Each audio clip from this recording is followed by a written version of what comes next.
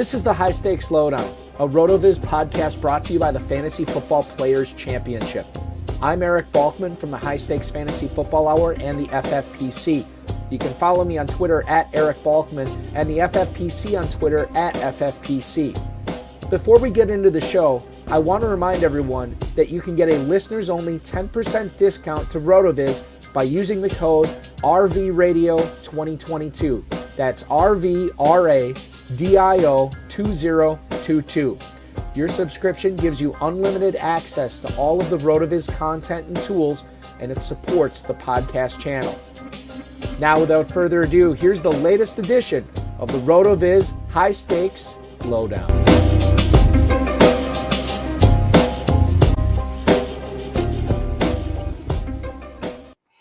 Welcome in, ladies and gentlemen. Thank you so much for tuning in for yet another edition of the RotoViz High-Stakes Lowdown. I am, of course, Eric Balkman from the High-Stakes Fantasy Football Hour, the Better Sports Network, and the FFPC. Before we bring on tonight's guest, I do want to remind everybody that you can play the FFPC Weekly Challenge. No draft or salary cap. Just choose 10 players or 12 players, depending upon if you want to play the classic format with the kickers and defenses or the slim format without kickers and defenses.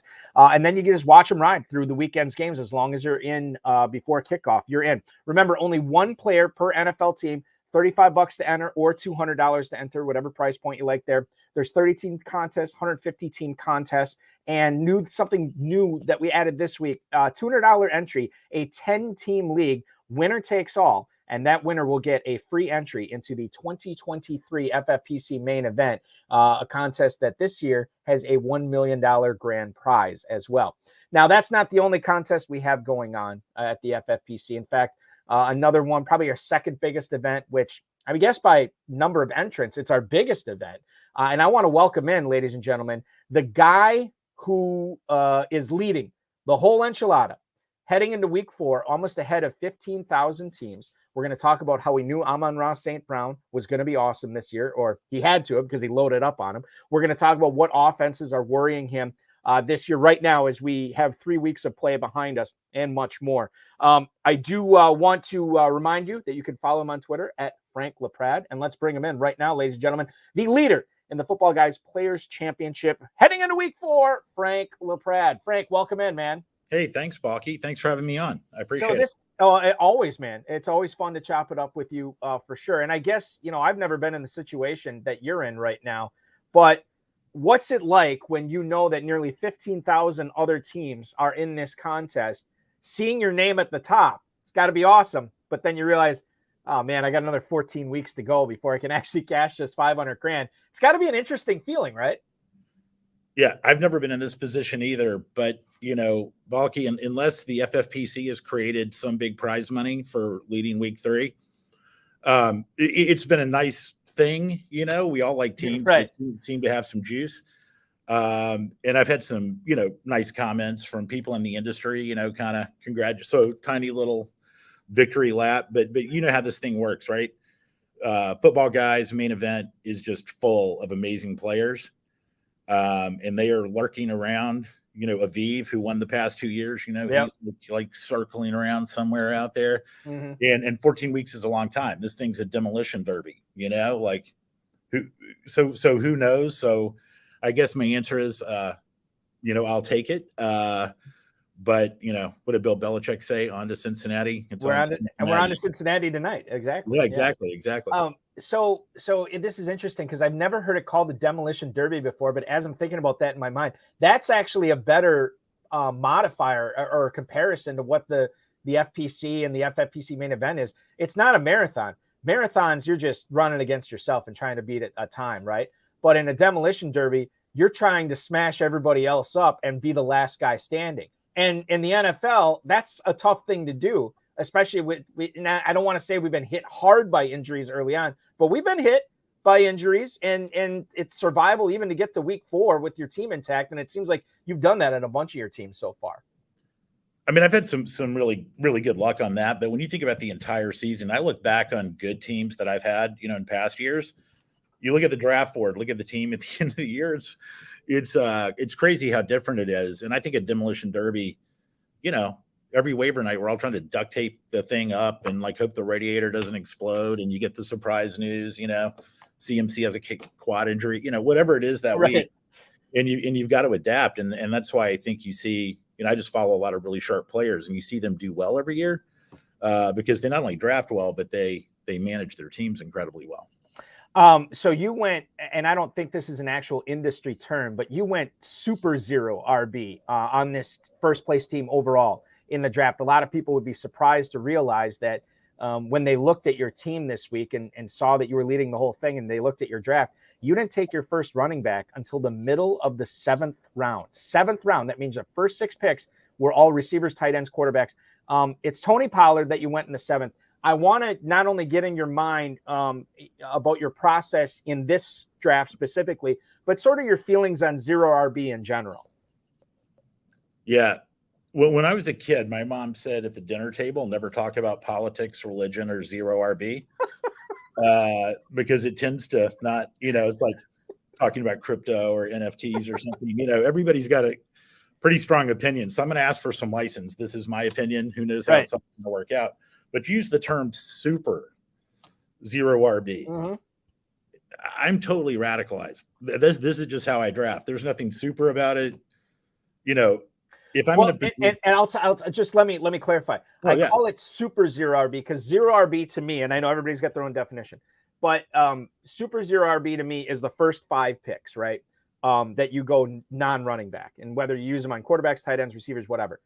But to me, super zero RB starts if you go 6 rounds without taking a running back. And then I don't know, if you go 7 rounds, it's ultra zero RB. And then it's like 8 rounds, it's platinum zero RB. I don't know. I'm just making these terms up. No. I'm having fun with the term because like the debate of zero RB and the definition is like an existential debate in the industry. But in that draft, I went 8 of the first 9 picks were not running back. And I'll be honest with you, I hadn't looked at the draft till before the show. Mm-hmm. If I had it to do over, I'd take Drake London over Tony Pollard. But this is, but this is how I draft. Like pretty much the way I draft is if I'm like in the 1 or 2 spot, I took CMC or Jonathan Taylor, like an anchor running back. I might take a Barkley or a Swift or Javonte. I'll come back to that later, maybe. But it's all the same principle. The way I got fully radicalized was actually during Pros versus Joes. You were there in 2020, mm-hmm. and Evan Silva was in the league, but Pete Overzet was in the 12 spot. And I was doing like I'm a Gen X, but like the boomer. I'm in my New Balance shoes, wearing khakis, taking David Montgomery and Zeke or whatever I'm doing. He was in the 12 spot. He took 6 straight RBs to open, and it got my attention. And I think, people have such a diverse opinion on this, but I went in. That's how I started looking into Pete and his shows and ship chasing and some of that. But I became really convinced that this was the right way to draft. Mm-hmm. When you just look at the bust rates of top running backs, when you look at the injury rates, when you look at how points were scored in a full PPR league, and it kind of started there that year, really drafting, very heavy. I think some players, when we talk about zero RB, if you go back and read Sean Siegel's article, which is kind of the godfather of the whole thing, yep. Because the point of it is to be dominant at wide receiver, understanding some wide receivers will bust, some are going to get hurt, you have bye weeks. I think you have to go like 7 of the first 9. You know what I mean? You have to be really, really heavy on wide receiver and target an elite quarterback and an elite tight end. And the choice you're making is I'm going to figure out running back later. Now, there are very good arguments on the other side of this. And, we've all seen the Alvin Kamara years. You may have to have a running back to win this thing. So I'm not saying like it's proven, but I think the first 3 weeks, so far you've seen wide receivers really hit, and you've seen, running backs, not bust, but kind of not performing the way probably many had hoped. I think the last thing I'd say is I saw a big shift this year in the FFPC, particularly in the main event. We all know, I don't know. I mean, I know some players, but their names, you've drafted with them for years. Mm-hmm. Pete and Pat Carrain and Ben Gretchen, those guys coined a term called I think they coined it, the wide receiver avalanche. That was alive and well. I was in a bunch of drafts where, there'd be like almost a 2-to-1 wide receivers going in the first 6 rounds versus running backs. So and you were just praying to like you're taking Elijah Moore in the 5th or something. You're just trying to get your wide receivers. So I don't know if you noticed that. Yeah, definitely. But I think that's the thesis behind it. Is how a lot of people are drafting. So I'm clear on this. If you are in the first 2 spots, or we're in the first 2 spots this year, usually Taylor or McCaffrey, maybe you peppered in a Barkley or a Swift every so often in the first round. But other than that, you're pretty much going 0 RB in the wide majority of your drafts. I would say I haven't done a breakdown, but I'm always using what I would call 0 RB principles. This will drive people nuts who talk about the definition of 0 RB, but the thesis of try to be dominant at wide receiver, elite quarterback, elite tight end. I would say virtually all my drafts were either an anchor running back. I have a portfolio of teams. So if I'm in the 1 or 2, if I'm ever going to get Taylor or CMC, you kind of have to take them there. Right. You would then see a string of yellow. Mm-hmm. I think Saquon's turned out to be a great pick. I thought Saquon was interesting. DeAndre Swift. I'm hoping Javonte can become I may just be wrong about that one. Took a little bit of Aaron Jones. Probably wrong about that one. So yeah, we'll see. I think it's early on Jones and Williams. Well, you're the Green Bay guy. I need your reassurance on this. I'll tell you this right now regarding Aaron Jones, and I was trumpeting this on Sirius or whoever had me on their podcast. I said, listen, Aaron Jones I know it was a small sample size when Devontae Adams was out, in the 7 games that they had played, but Jones was awesome in like 6 of those games. Not good. He was awesome. And I was just telling everybody, like, you need to load up on Aaron Jones. And then his ADP got, not that I wouldn't say I pushed his ADP up. I didn't, but other people did. And then all of a sudden for a while, he was like a mid-second, maybe even early 2nd round pick. Then he slipped again a little bit. And I feel like that's when everybody should have been pouncing on him. As far as the rest of the season goes, I still remain unconvinced that Romeo Doubs is going to be like sort of this 1A or 1B receiver the remainder of the year. I thought what he did against Tampa was great. I don't necessarily think he is ready or mature enough to sustain that on a weekly level, especially in that offense. Robert Tonyan really hasn't done much so far. Yeah. Alan Lazard hasn't done much. Sammy Watkins is already hurt. Christian Watson's already hurt. And I look at what Aaron Jones does, not only the run game, but the pass game. He is the best player on the field, the best offensive weapon on the field. Matt LaFleur is not stupid. He is going to use him. He's going to have bad games here and there. Everybody does. But I am unconvinced that Aaron Jones was a miss for you. I think he's going to turn around. I think he's going to be a big-time player this year. Yeah, I hope so. I mean, he certainly really hasn't hurt too much. It's like, what is his upside from here? But he's an explosive player. If I took an anchor RB, I would kind of still load up on wide receiver and try to get the other positions. I have a lot of teams that are 0 RB and, where I'm taking my first running back. Pollard was actually pretty early for I would take a running back in a true 0 RB build. But on that team, I love the player. You just hope they'll use him. He's got a lot of contingent value. And, he is my anchor running back, on that team, which is horrifying to people that draft real running backs. But I think regardless of how it all turns out, what I think is interesting about being in fantasy and the FFPC, where you have so much flexibility, you can build a team so many ways, right? Right. Yep. So we'll see how I do in our 0 RB truthers. There may be a legendary running back you have to win the whole thing. It's how it is every year, right? And, yeah. Maybe it's Pollard. Maybe Elliott gets hurt at the wrong time and Pollard goes ham. You never know. I mean, these things maybe it's Khalil Herbert. It's Khalil Herbert. We don't know. Maybe it's Justice Hill. Maybe it's Gus Edwards. I don't know.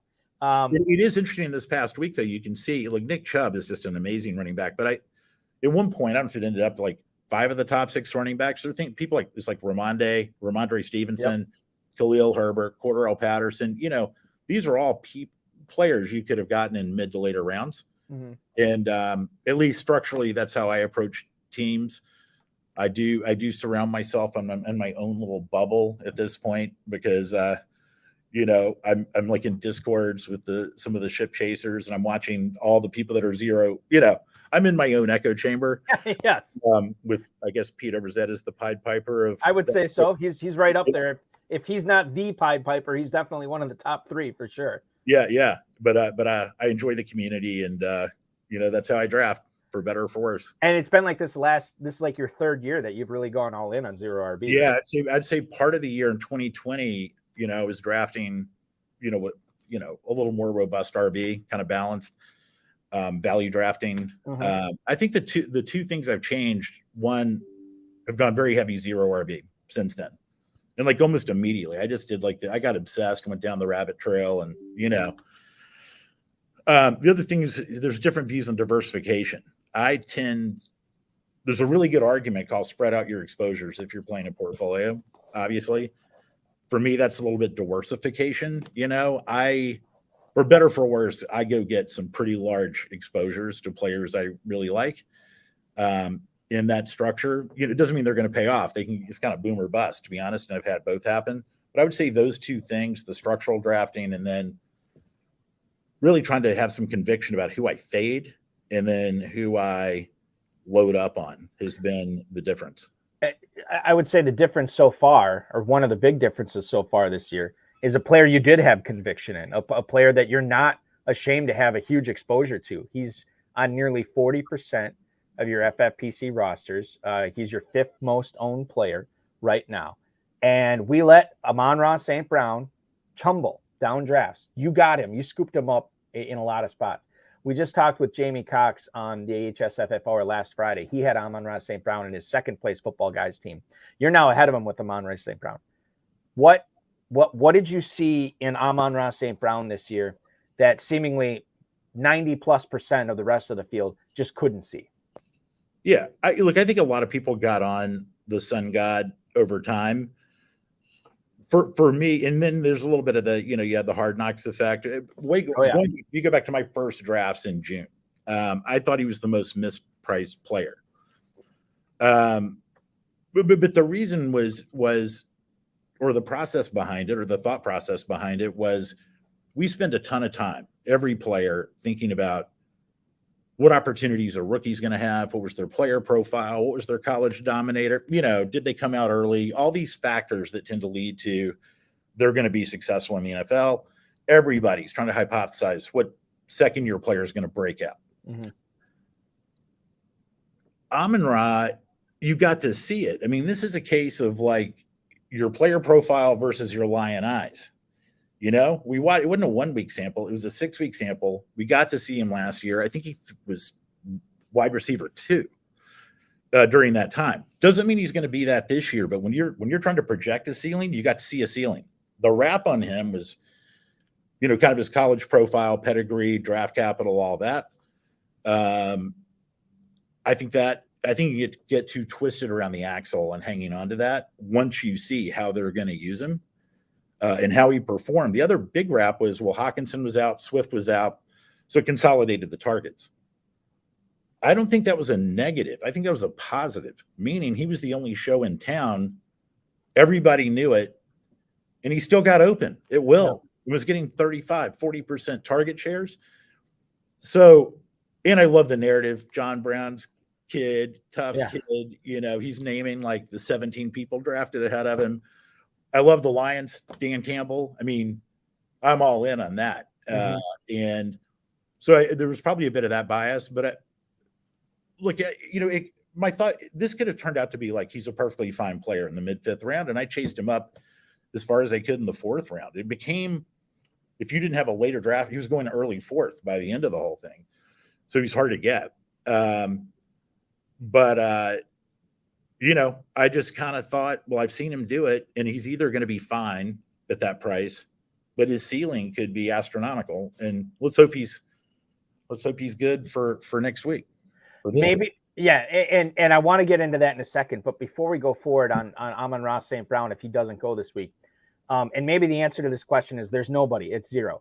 But was there anybody else that you would put in the same bucket as Amon-Ra St. Brown this year? Was there anybody else that you saw a market inefficiency and you realized people are letting this guy slip too far? I'm going to nab him everywhere. Besides St. Brown, Frank, was there anybody else that you have loaded up on because of those similar reasons? Yeah. I mean, I really loaded up on A.J. Brown and Jalen Hurts.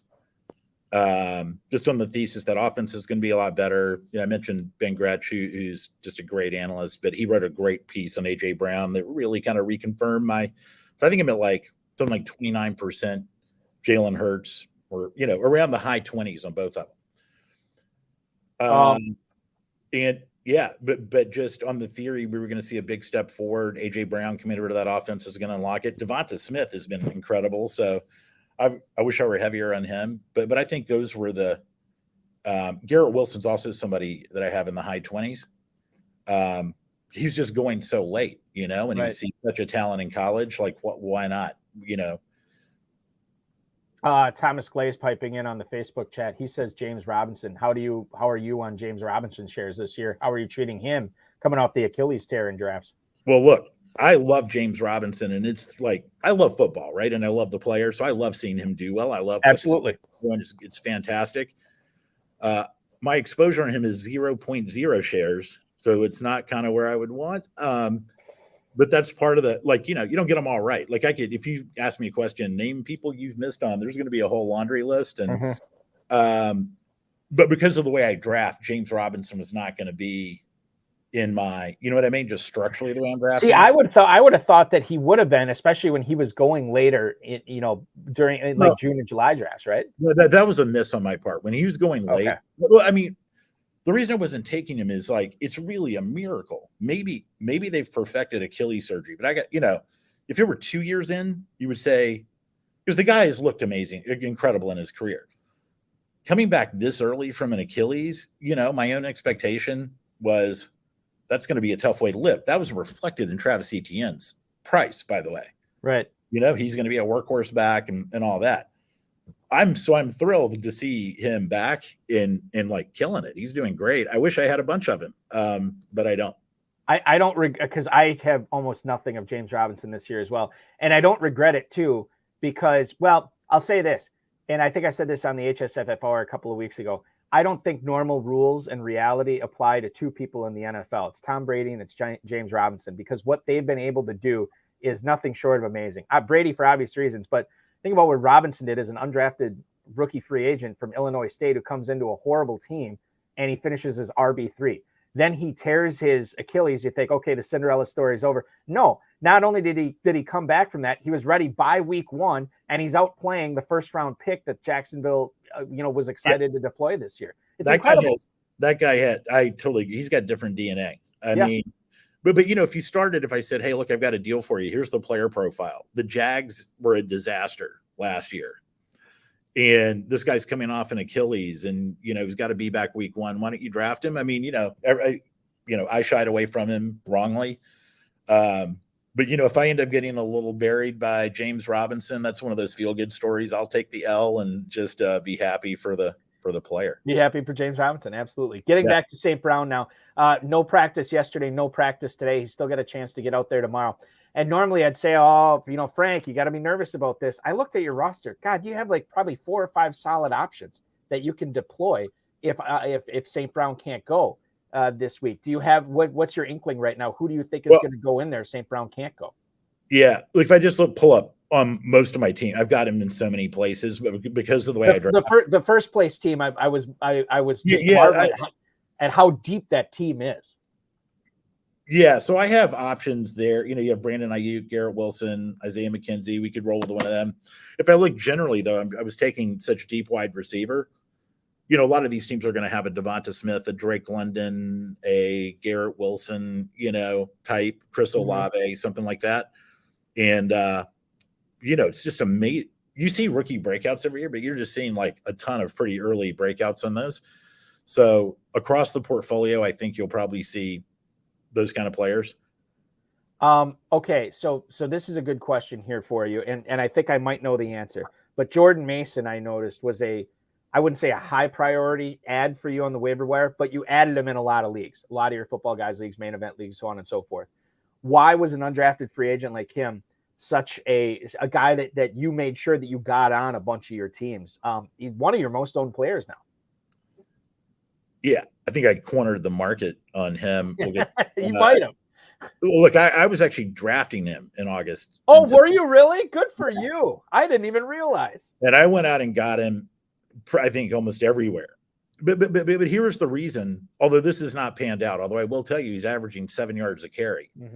That's on a small sample of 1 carry, but you never know. Hey, we use the numbers to fit our narrative, okay? So I have no problem with this. Yeah, it's data. It's totally justifiable. But Shanahan will play anybody, right? He doesn't care about draft capital. We saw that with Trey Sermon getting cut. You've got Jeff Wilson, who's a good back. TDP did not look good. He averaged 2.4 yards a carry that week he was in.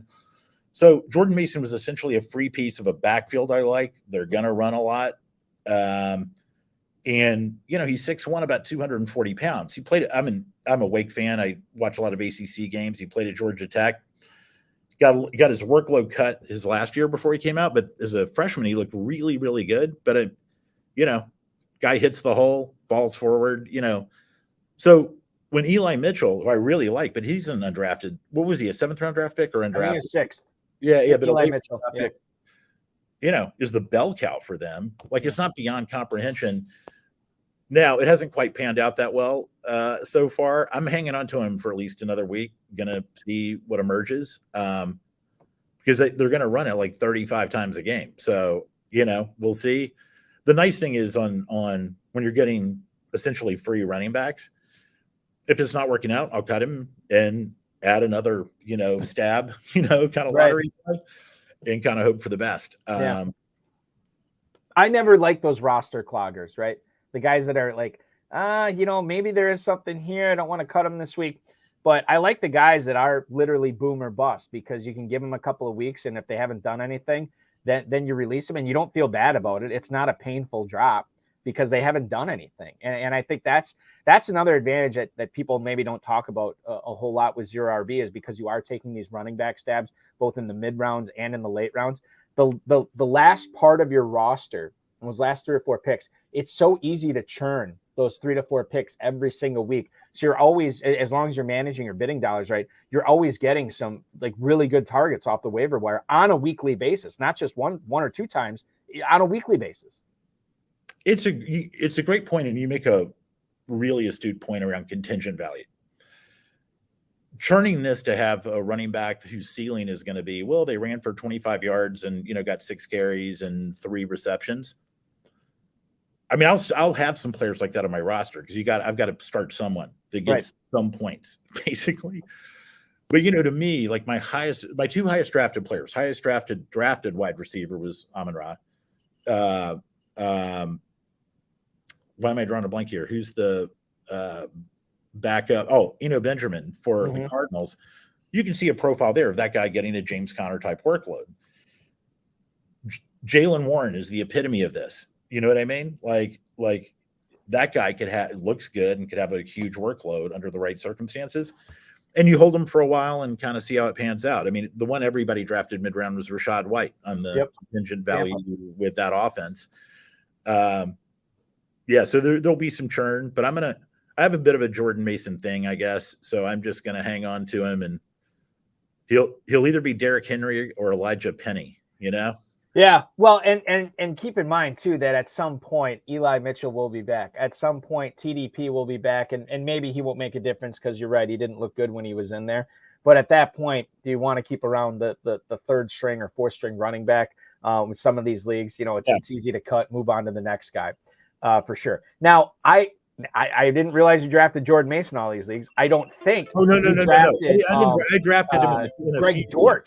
In any leagues at all this year. I know he was such a hot waiver wire commodity after week 1 and week 2, really. And it seems like as long as Rondale Moore is not out there, as long as DeAndre Hopkins is not out there, now they're probably not going to have AJ Green out there. Dortch is rosterable and maybe startable and flexible in some of these FFPC leagues where you have the 2 flexes. But once these guys come back, does Dortch, everything he's done for this team, do they just throw that out the window, put him on the bench, let Moore and Hopkins and Marquise Brown and all these guys soak up all the wide receiver snaps? Or is there something to Dortch from a season-long perspective that this guy could keep doing it when Arizona gets healthy? Yeah, by the way, I wanted to make it clear. I didn't mean to talk over you earlier, Bucky, that I drafted a little Jordan Mason. I mainly picked him up on the waiver wire. Okay, got it. Even if it's 1 league, I mean, Yeah. I did not realize people were drafting Jordan Mason at all. So, Well, and this is part of the reason that you first place overall in the Footballguys Players Championship, because they're doing stuff that nobody else is doing. Well, Greg Dortch, look, something like I think 11 people in my family went to Wake Forest. My grandfather, my dad, I went to law school there. So I'm a lifelong Wake fan with all the suffering that has come along with that. Big game against Florida State this Saturday too. Yeah, and should have beat Clemson, but I got to watch every play Greg Dortch had in college, and he didn't have the athletic ability or certainly the speed of a Rondale Moore. He's kind of bounced around, but that guy is a touchdown machine. He is always open, and he is tough as nails. He's like the Justin Herbert of wide receivers. Like in college, it's like broken sternum or something. He had some, just keeps playing, scoring touchdowns. So I have this biased, but probably more familiar view of Greg Dortch than most players who are not watching the, he's 25 now, the 3-year ago wide receiver for Wake Forest. But I thought he could play. I was just throw Greg Dortch made the active roster for the Cardinals, just as a fan. Mm-hmm. When I saw he might get a shot, I picked him up everywhere. I mean, literally, I think I have him on 95% of my teams. And I didn't just pick him up. I've started him twice on many of these teams. And I think he's played really well. There's no doubt in my mind, though. Cliff Kingsbury is so fake sharp and terrible. I have no doubt. Like AJ Brown will be starting over probably Rondale and Greg Dortch. Yeah. I have a lot of Rondale. Rondale's an amazing talent, and if I had to bet on it, I'd say Greg Dortch gets a way diminished role. When Rondale comes back, but it's not obvious. It's not zero. It's a non-zero chance that Rondale's the better athlete, but Greg Dortch may be the better receiver for that offense. Unlikely, but I'm going to keep him. I've already gotten, for whatever few dollars I paid to get Greg Dortch, I've started him in a number of games. And people get injured, and I'm going to hang on to him. I've got room on my bench, and if he becomes viable again, he can play. But it's one of those fun stories of a guy that's bounced around to a lot of practice squads, finally got on the big stage, and did pretty darn well for himself. I would say so. I would have, and I had Rondale Moore was never a guy I was super excited about drafting this year, but I did draft him in a lot of spots. But he's another guy too. I'm totally going to keep him around, see what happens this year. Could be a breakout. You never know. But definitely you bet on the talent in that case, and wait till he proves he can't play, and then you cut him loose, and we may not see that this year. We talked about the other players earlier in the podcast about that you nailed 3 weeks in, that you're really happy. Amon-Ra St. Brown, AJ Brown, you'd mentioned as well. But sometimes I think we can learn more from our mistakes, and there's plenty of people out here who are not leading the FFP or Footballguys Players Championship right now that did have some misses. You mentioned a couple of your misses as well. James Robinson, I think, was one that you wish you had more of. Two-Packer on Twitter, Ron Meyer always says in this group chat we have, he texts in whenever somebody's doing poorly or when somebody gets hurt, he always says, blah, blah, blah to IR, or blah, blah, blah with, 3 catches in 4 weeks. And then he always adds on to it, those 0 shares of him are really going to hurt. Right. Yeah. And just saying like, I was right about this guy not to draft him. Are there any guys that you look at 3 weeks in where a lot of people are like, I can't believe this guy is stinking it up so bad, where you have 0 shares of him and you're like, I could have told you he wasn't going to be very good this year? There's a whole bunch of people that I fade. So part of it is like with running backs, I'm just not taking a lot of running backs early. Right. But some players that people were really on, like Cortland Sutton, Mike Williams, I think I have 2% shares of them. Now, is that because they were rising to a portion in drafts that you weren't comfortable? It's really at ADP. I don't think people who have Cortland Sutton or Mike Williams are going to be in trouble. Like they'll probably do fine. But I thought they were being drafted at their ceiling. So when I'm looking at who I'm going to fade, hold on 1 second. Yeah, no problem. Sorry, somebody coming in here. When I look at who I'm going to fade, part of that is just the price, right? Do I see upside from where they are? So there are just a bunch of players. I mean, there's the Zekes and the David Montgomery. I have 0. We can make a long list of running backs called I have no shares of these, running backs. Some of the teams, I mean, I think the Broncos, part of what made me unsettled about the Broncos was just I thought they could be a bad team. are not very good team. See, now, okay, now there's a lot of people that were thinking this Russell Wilson, Sutton, Javonte Williams, this team's going to be awesome this year. Why did you think that they might not be a very good team? I have a really good friend, one of my best friends. His family is a multi-generational Seahawks fan. So I tend to pull for the Seahawks, and I've watched them for many, many years. He just hasn't looked good. You remember after he hurt his foot and then he hurt his, so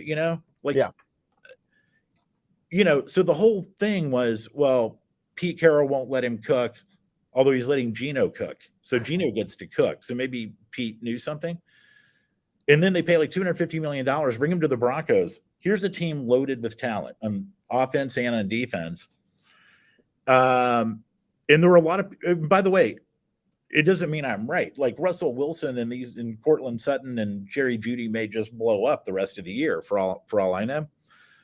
I just didn't think, number one, that Russell was, as good as like the savior that we thought he was going to be when he came there. The other part, some really good receivers, even with a terrible quarterback play, will still play pretty well. I hadn't seen a ton from Jeudy. He got injured. I haven't seen that from Sutton in a while. Like I wasn't convinced like that wasn't a meaningful downgrade from, DK and Tyler Lockett, to be honest with you, who are, amazingly talented. So it's a little bit of a gut feel. I just tended to really shy away. I have some Jeudy. I have some Javonte. I actually thought they might run the ball more than people expected as well. I would. We got Nathaniel Hackett running Mike Boone out there. Like, right. Yeah. The whole Broncos thing, I don't get tilted about players. Players, this is a violent game. They're all trying hard. People have bad weeks. I almost never get tilted about a player. Coaches, we can talk about this more if you want to, but yes, we should. We should explore this, Frank. Well, the Nathaniel Hackett is a clown show. I mean, like, can't get plays in, doesn't know how to manage the clock. The offensive my son's high school team doesn't get delay of game penalties. Right. They're calling plays in on a card, like cardboard. They don't have radio headsets. It's just mind-boggling. The team's so bad. They're 2-1, and he's walking around going, I'm killing it. I know they don't get it, but I'm 2-1. It's the worst 2-1 ever. That team looks abysmal. The places I do have some shares around Javonte and around Jerry Jeudy, I am concerned. I'm just concerned about the entire thing. And if you look across the NFL, like you can look at the Jags, you can look at Miami. Look at what's happened at the Jags, right? Went from Urban Meyer chaos. Like they're good. They look great. Miami, great. The scheme is great. I think the Lions with what Dan Campbell's doing there. I love Dan Campbell. And, they've lost some tough games, but they're on the right path. You can see what good coaches are doing. Bad coaches, like the Bears, this is like Newt Rockne it's unwatchable. It's historically bad.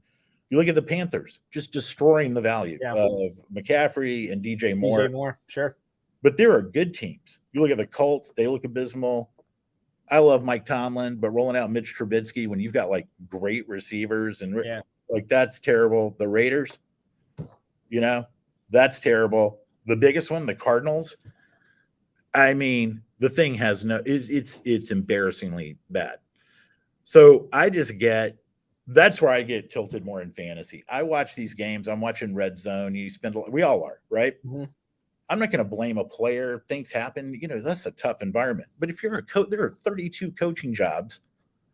And, we know what good coaching looks like. And I can probably name more. And you've got like some big contingent that's terrible. And you got like Robert Saleh. I like Robert Saleh and where the Jets are headed. Remember that quote he had, Balky? He said, like, I'm saving my receipts. Keeping receipts. Yeah, saving the receipts. I'm keeping receipts. All of us fans, when you spend a couple of grand to go to a game and you're buying merchandise and people are wagering on this and we're playing fantasy, I've got college tuition invested in a fantasy football league. I'm keeping receipts. Mm-hmm. And I think that's the part. This is not really about Robert Saleh, but when you look at some of these coaches and some of these franchises, fans put so much and they spend so much of their time and money. And then when they put a product out there that does this, well, you can tell I get that's where I get tilted. So I want to let's apply this to fantasy. You must look at, you probably invest quite a bit in looking at coaches and what their track record is, what they've done, what you expect them to do. Not just player evaluation when you're making choices in your drafts, but coaches factor into this quite a bit for you too, as well, right? Yeah, I mean, when I say I'm looking at it, I'm looking at analysts who I think are really, really incredible sharp, who are looking at pace of play, and they're looking at scheme, and they're looking at like pass rates over expectation, and all the data that most of us are looking at. So I'm getting that from a variety of sources. But at a base level, you're just like honestly taking players from good teams usually works out a little better than taking players from bad teams. The hard part, easy game, right? well, in that sense, it's an easy game. The hard part is you say, look, I know the team isn't going to be that good. Darnell Mooney is a great example, right? I think he's a talented receiver. He's probably got a 35% target share because he's got like 2 targets. It's just the way Matt Nagy was terrible. I'm sure none of them are going to watch the show. Please don't tell them I said all this. I'm sure I'll get angry emails from them later, but go on. Yeah, but pass them on to me. It's fine. But I remember saying like, well, it can't be any worse. Right. It just can't be any worse than that. Well, it's worse. And it's the tough part of fantasy, right? Like you're trying to find good offenses or players that you think can still succeed in a bad situation. I want to get back to sort of a draft philosophical question here. Much like running backs, as I look at your teams, it seemed like you weren't always targeting, and maybe I'm wrong on this, but you weren't always targeting an elite tight end. It seemed like you waited on tight ends a little bit this year as well. Would you say that's accurate? And would you also say that has been something that you've applied in the FFPC? Well, I struggle at tight end. Honestly, I never really know what to do. And I think my thinking evolved this year, but based on past horrifying plays that I've done, I either was targeting an elite tight end, and we'll see if they're, it's the, Kelsey, Andrews, Pitts, Waller, Kittle. Mm-hmm. Goddard, I targeted a little bit later in the mid rounds, but he really crept up pretty aggressively towards the end. Otherwise, it was so flat. Like maybe you hit on, I guess Gerald Everett, Tyler Higbee, like you might hit on a pretty serviceable tight end, and I've got a few shares. But it was kind of stars and scrubs. I either went for an elite tight end, and I tried to do that. If I missed out on them, because it was hard to get them, they flew off the board. Right. I just went really late round. I've started like Granson. What was his name? Kylan Granson from Indy. I'll start anybody at tight end. So I've got teams that are just horrifying at tight end. But it's because the reason is if you're trying to get those mid-round tight ends, and you're often wrong, you may be right, but it's hard to predict. It was right in that pocket where all the zero, the Michael Carters, Darrell Henderson, all the zero RB targets are right there. And then that last tier of wide receiver, the Garrett Wilsons and those types around, rounds 9, 10, 11, 12. And so I kind of backed my way maybe into doing this kind of stars and scrubs. It's worked okay. Every week it's some, like, hey, I'm going to go bid up on Taysom Hill. I'm in, right. I am just trying to find somebody who I think may score, not make me take a 0, basically, at the tight end position, just get me a few points. I do not necessarily recommend this. I just think I may be just really bad. I found myself making really poor choices. So I'm investing a lot of capital in all these mid-round tight ends, and they perform like, occasionally I get a hit, but they're like tight end 20. Right. And so I kind of, for better, for worse, this is trial and error on that one. Okay. All right. Well, we're all learning, Frank. This is all about learning. And we always say that, you can play fantasy football for decades and decades and still never master it. And we're all just trying to, because the game changes so much too, right? Who was talking about zero RB 10 years ago even? Nobody even heard of it. Maybe a little bit longer than 10 years ago, but even still. And now we're applying all these different strategies, all these different, thought processes and trying to apply it to win this life-changing money. We're all just trying to learn it. But when it comes down to it, you got to get a few things right. You got to get the draft right. You got to get your waiver wire right. And you got to get your lineups right every single week. And I think as we are trying to help FFPC players or anybody who's watching this podcast right now, We want to help them for week 4. The Dolphins and Bengals will be kicking off here shortly. The Saints and Vikings will be kicking off from London early, 9:30 a.m. Eastern time on Sunday, and then we get the full slate of everything else going on. As you look at your lineups, as you look at everything going on in week 4, is there a sleeper that you would recommend, a guy that maybe was picked in the mid-rounds that not a lot of people have going that you think is in for a big week?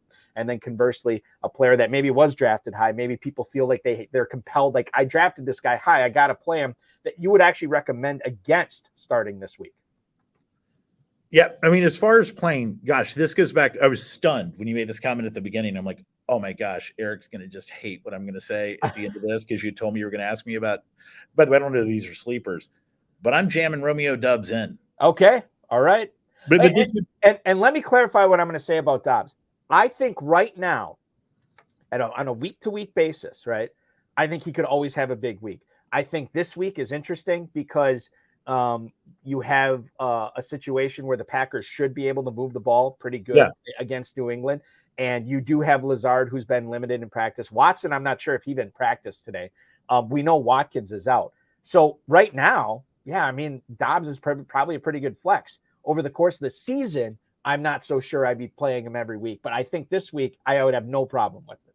Well, yeah, I don't know if I'm making a week-to-week thing or a season thing. I would be highly encouraged if I were a Green Bay fan or if you own Doubs. And the reason is he had an opportunity, but the opportunity could have been a bad one. He goes out, drops the touchdown pass, and, next thing you know, like, there's no trust with Aaron Rodgers. Well, and think about this, Frank. How close were we to, because that very first catch he had against Tampa, he fumbled the football at the end of it, and he fell on it himself. He, got it between his legs and everything. Oh, great point. Yeah. What if he would have lost that football? We saw what Aaron Rodgers did when Christian Watson dropped that 75-yard touchdown against Minnesota. He can get another target to the fourth quarter. And maybe we're not talking about the Romeo Doubs breakout. This is like the weird things that cosmically come together, then it worked out for Doubs. Remember that first year with Kareem Hunt when he fumbled in his very first play, and then he turned out to be Kareem Hunt? He was going the number 1 overall pick in the main event the very next That's right, after the game. Yeah, exactly. Yeah. But the thing that's encouraging for any of these rookies, gosh, we've seen so many good rookies this year, is for Doubs, it really is like, does Aaron Rodgers trust you? And where is he throwing it to you on the field? And Doubs really got a lot of catches, in short and intermediate, kind of that, how do we move the ball range? Right. Whereas like Lazard, I mean, I'm not against Lazard, but he didn't seem to have the same, type of usage. Who knows how that's going to grow or shrink over the year? I don't even think Rodgers or LaFleur knows how it's going to go this season on a week-to-week basis, at least. But I mean, I think he got 8 targets, and his first touchdown. Rodgers seemed genuinely pleased for the guy. So look, it's a pretty decent start. So I'm trying to think of somebody that wouldn't be obvious to start. I think Doubs qualifies for that. I mean, there are some people that have him on the roster that don't have injury issues or bye week issues, and he's not going to play for him this week. There are folks too, probably, they drafted like a Devonta Smith later, like mid rounds, or a Drake London. Those are guys I just think you have to get in. They aren't sleepers, but if people are starting running backs in their flex and they're only starting 2 wide receivers, they may say, oh, I'm going to put them on the bench.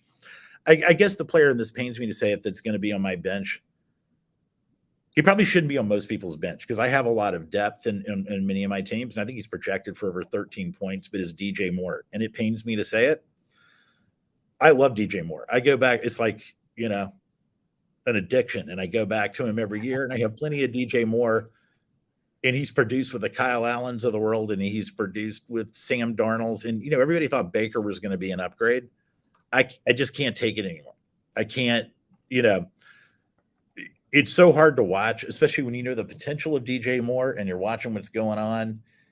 If he blows up on my bench, I'm going to be extremely happy. I hope he goes off for 30 points on my bench because then I've got the rest of the season to play DJ Moore. It's just been punishing. So I tried to think of a player that was really a top, what was DJ Moore going in the second, third round? Third round. Yeah, I would say mostly third. Before you say that player, I will say this about DJ Moore. Pro Football Focus had this past week. He is seeing a higher percentage of offensive snaps this year as he was at this point last year. And last year, he was targeted on just over 25% of his routes. This year, it's just over 15%. He led the league in uncatchable targets last season. Obviously, I think Sam Darnold had something to do with that. And he and Robbie Anderson this year, out of the top 5 receivers with 7 or more uncatchable targets this year and have 9 or fewer receptions, Anderson and Moore are 2 of those guys. I got to believe at this point, it can only get better. I think we may have hit rock bottom for DJ Moore in 2022. And I probably shouldn't say that because maybe he's going to even take another step back. But I feel like it's got to get better and he's going to become startable again. I'm with you, though. I could see why people bench him this week. Well, most people should start it, know, in their format. Where I have options like, are you playing Drake London over him, Frank? Yeah, I've already set my lineups. Like Garrett Wilson. Would you rather play Garrett Wilson or DJ Moore? I'm doing that too. Wilson. Okay. All right. I need some time apart, to heal. I just like, I actually love the player. I am so beside myself about this offense, this scheme, the way they got CMC, like trying to run like Nick Chubb or Derrick Henry between the tackles, like bashing him, It's so like this is a mental health thing. He's probably a good play. I will be starting Garrett Wilson and Drake London and Chris Olave and you pick them. If I have a viable option, and if he blows up, if the thing you said, if I had $1 like for every time I said, well, this is rock bottom, there's only one way for it to go, and it wasn't. I don't know if I may have lost money on that. We said that about the Bears. I did this year, and I don't have a ton of Bears, but I do have some Darnell Mooney, and it was just like, how bad could it be? Answer is really bad. Really bad. Really bad. But I just hope everybody. First of all, I wanted to say, Eric, that a big part of this you have like I was happy to be on this, but you have like some really luminary players on this thing and the FFPC fantasy. You're one of them. You are one of them. Well, look, I don't want to be. I appreciate you saying that, but like I know where I am, and like this is a good team, but I've learned so much from your shows, the community. I watch what all the top players do. You had Gills on last week. I've gotten to know him a little bit by through messaging. He's actually a very supportive guy. He's reached out to me. Like, I think he has some like strong takes like in his Twitter and everything, but he's like a cool guy to bounce stuff off of. He's definitely, he's one of those rare, not rare guys, but he is definitely a guy when you sit down and talk to him in real life and have a conversation or have him on a show. Yeah. His personality there does not match up with his personality on Twitter, which, it's not a bad thing. I'm just saying it's different. I find it interesting, especially on the, when you get to know him, and he's not only in football, but I think he's in for his 3rd top 5 finish in baseball. He's done had a ton of great finishes in baseball. But like I just follow not only but you have so many resources to get better. So I appreciate all that you and the FFPC are doing to help us get information and grind away and get a little better each week.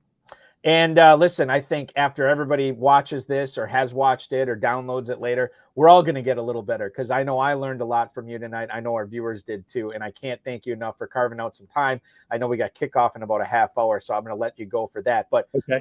At Frank LaPrade on Twitter, the leader in the Footballguys Players Championship. Go ahead.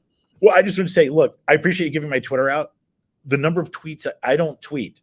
So it doesn't matter. It doesn't matter because if you want to follow me, you're welcome to. But it's a cachet thing. If you're following Frank LaPrade, you're doing fantasy football. Well, if you follow me, I'll follow you back for sure because I don't have a lot of followers. So you're welcome to do it. But FRANKLAPRADE on Twitter. Make sure you're doing that, ladies and gentlemen. And Frank, we'll do this again real soon. This was just too much fun. Good luck not only in week 4 but the rest of the way, man. We really appreciate it. Well, thanks for all the kind words, and on to week 4. We'll see what happens. On to week 4, indeed. Thanks, Frank. Okay, bye. Frank LaPrade, ladies and gentlemen, the leader in the 2022 Footballguys Players Championship. Heading into week 4, he's on pace, or he's in the driver's seat to win that $500,000 grand prize. Like he said, it is not a sprint; it is a demolition derby, which I love. That is going to do it for this episode, ladies and gentlemen. As a reminder, play the FFPC Weekly Challenge, no draft or salary cap, 10 or 12 players, depending upon if you want to play classic or slim. Get them in by Sunday's kickoff, and then you can see if you can win big money. $35 to enter, $200 to enter, 1 player per NFL team. And then new this week, if you want to fork over $200 and join a 10-player league, The winner will take all in that, and all will be a 2023 FFPC Main Event entry, and you can compete for $1 million next year as well. A couple of housekeeping notes that I just want to make you aware of. I don't know if you guys realize this, but we did not have a RotoViz High-Stakes Lowdown. I want to do these weekly during the course of the season. We didn't have one when I got back from Vegas. It was just too difficult to put a show together. So we're doing 2 of them this week. You got Frank LaPrade tonight, and then tomorrow we're going to have a special RotoViz High-Stakes Lowdown at, I believe, the same time, 7-6 Central, when we're going to talk with a couple of guys who own a top 20 team in the FFPC Main Event, guys who've been on the HSFFOR before, pros versus Joe's veterans and multi-league champs. It's Caleb Alcorn and Sean Isaacs. They will join me at 7-6 tomorrow. And you say, Balky, is there no HSFFOR? Hell yes, there's an HSFFOR at 10-9 Central. We'll be doing that show. It'll be myself and Farrell Elliott and Greg Link, the week 2 second place team owner in the FFPC Main Event, is going to hop aboard. Guy who's been runner-up in the super bracket before, a very talented FFPC high-stakes player as well. Thank you so much for watching. Remember to get your lineups in. If you haven't submitted them, you got about 30 minutes before kickoff. And also remember, in case you don't catch either show tomorrow, get those lineups in early for London with a 9:30 a.m. kickoff between the Saints and the Vikings. Thank you so much for watching. Enjoy the game tonight. And I will see you again right here on the FFPC YouTube channel tomorrow.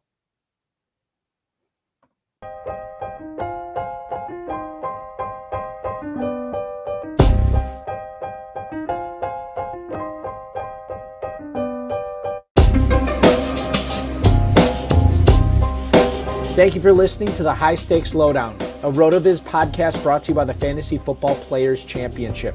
And thanks to Grapes for our theme music. Please review the podcast on iTunes under the RotoViz radio feed. It helps us find new listeners. Contact us via email, rotovizradio@gmail.com. We'd love to hear what you think, and follow us on Twitter at RotoVizRadio. And remember, you can always support the show by subscribing to RotoViz at a 10% discount through the NFL podcast homepage, rotoviz.com/podcast.